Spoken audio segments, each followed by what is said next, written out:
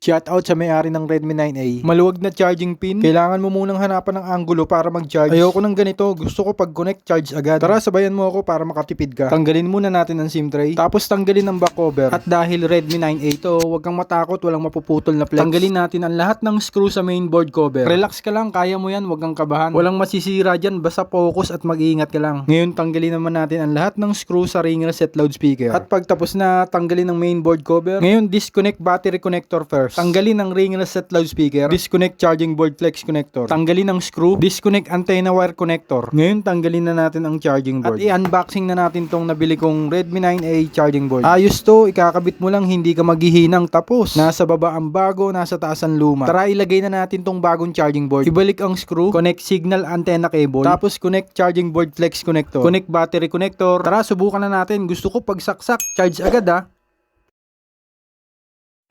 Yun, at kung nagustuhan nyo pong palit charging board tutorial, don't forget to like, share, and follow po.